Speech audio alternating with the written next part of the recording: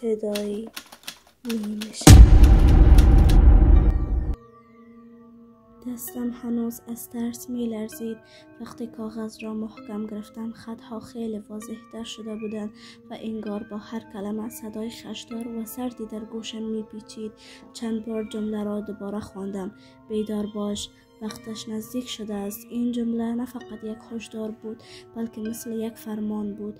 ناگهان یادم آمد که چند روز پیش دفتر خاطراتم را که در کشوی میز گذاشته بودم ندیده بودم.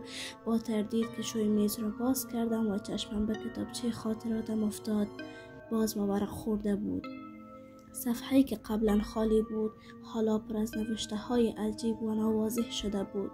انگار کسی در حال تغییر دادن داستان زندگیم بود. صفحه به صفحه صدای زمزمه ها دوباره بلند شد و این بار بیشتر شبیه به یک هشدار جدی بود. زمانت در حال تمام شدن است. دستانم هنوز می لرزید. وقتی نزدیک شدم به دفتر خاطراتم خطهای تازه نوشته شده بود. انگار با یک زبان رمزی بودن که فقط من باید می فهمیدم.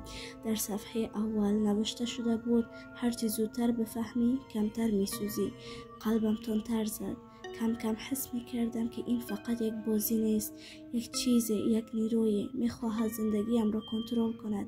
صفحه بعدی پر از تاریخ های عجیب بود، روزهایی که هنوز نرسیده بودند اما با خطهای سرخ و پررنگ علامت زده شده بودند.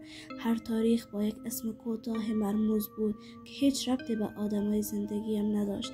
همین لحظه صدای یک نفس عمیق از پشت سرم آمد. برگشتم ولی هیچ کسی نبود. دوباره به دفتر نگاه کردم و با خودم گفتم وقتش رسیده است که باید بفهمم این داستان آخرش به کجا ختم می شود.